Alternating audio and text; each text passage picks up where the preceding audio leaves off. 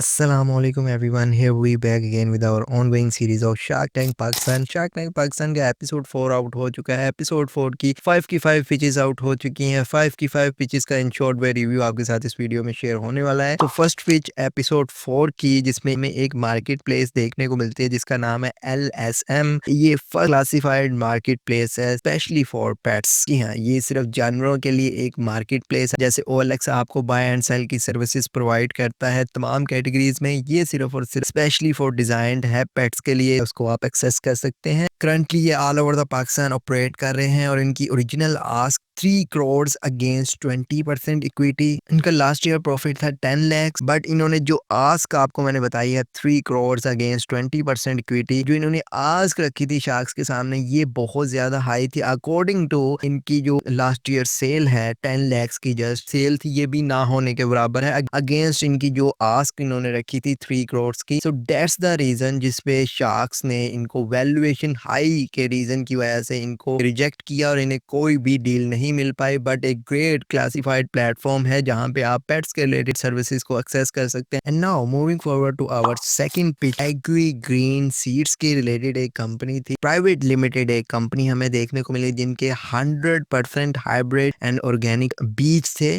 जो कि मिलावट से पाक हैं. ये जो एंटरप्रेन्योर्स हमें देखने को मिले थे ये दोनों के दोनों हमें बलोचिस्तान से ये बिलोंग करते थे. फार्म्स के रिलेटेड काफी सर्विसेज हमें उस साइड पे देखने को मिलती हैं, तो वहां से ये दोनों के दोनों एंटरप्रेन्योर्स हमें यहाँ पे देखने को मिले थे. और इनकी जो ओरिजिनल आस्क इन्होंने रखी थी वो थी 50 लाख अगेंस्ट 5% की इक्विटी, जो इन्होंने शार्क्स के सामने अपनी ओरिजिनल आस्क रखी थी. इन्होंने 2000 यूनिट्स को सोल्ड आउट किया हुआ है लास्ट, और 50 लाख इनकी लास्ट ईयर सेल है. जो प्रॉफिट है वो है 15 लाख. इनको जो जुनेद ने ऑफर की थी वो थी 50 लाख फॉर 20% इक्विटी, और साथ ही उन्होंने एक डिमांड रखी थी आपको एक कमर्शियल को फाउंडर लाना है. इसके साथ ही एक और बड़ी ऑफर आई जिसमें ऑल शार्क्स हमें देखने को मिले, यानी कि पांचों के 5 शार्क्स हमें देखने को मिले जिन्होंने मिलकर एक ऑफर की कि 50 लाख आपको देंगे अगेंस्ट 25% इक्विटी. और कमर्शियल को फाउंडर की जो कंडीशन थी वो स्टिल सेम है. इसमें भी काउंटर ऑफर उनकी तरफ से भी हमें देखने को मिली थी. सरप्राइजिंगली उन्होंने कहा था जी हम 50 लाख अगेंस्ट 15% की इक्विटी पे आपके साथ डील करना चाहेंगे, जो कि सक्सेसफुली कंफर्म भी हुई. और शार्क्स ऑलरेडी मैंने आपको बताया कि इंटरेस्टेड थे, तो इसमें इजीली उन्होंने इन्वेस्ट किया और 50 लाख अगेंस्ट 15% की इक्विटी पे ये डील कंफर्म हुई. और वो कंडीशन अभी भी स्टिल सेम है कि आपको एक कमर्शियल को फाउंडर लाना है. ये एक सक्सेसफुली डील हुई. Now moving forward to our third pitch of episode 4, agri revolution company, जो कि स्पेशली डिजाइंड है डेयरी फार्म्स के लिए. उनको ये सर्विसेज प्रोवाइड करते हैं. जो डेयरी फार्मर्स हैं उनके जो तमाम जानवर हैं उनकी हेल्थ कंडीशन, उनकी हेल्थ क्वालिटी को इम्प्रूव किया जाता है, उनकी प्रोडक्शन को इंक्रीज किया जाता है और कॉस्ट ऑफ प्रोडक्शन को रिड्यूस किया जाता है. ये इनका मोटो है, ये इनकी यूएसबी है. और ये सिर्फ और सिर्फ कराची में ऑपरेट करते हैं. इनकी जो आस्क थी 2 CR यानी कि 2 करोड़ रुपया इन्होंने मांगा था अगेंस्ट 10% इक्विटी के अगेंस्ट. इनका जो लास्ट प्रॉफिट है वो है 20 लाख. इनकी जो वैल्यूएशन थी वो भी बहुत हाई है. तो आप देखें कि 20 लाख का इनका लास्ट प्रॉफिट है और 2 CR की ये डिमांड कर रहे हैं. ये भी अगेन एक हाई वैल्यूएशन की डिमांड है. शार्क्स इसी रीजन की वजह से इससे वन बाय वन आउट हुए और ये भी डील अगेन एक नो डील में कन्वर्ट हुई. और एक बेसिक सा रीजन था कि इसकी भी वैल्यूएशन बहुत हाई थी. तो इस तरह से ये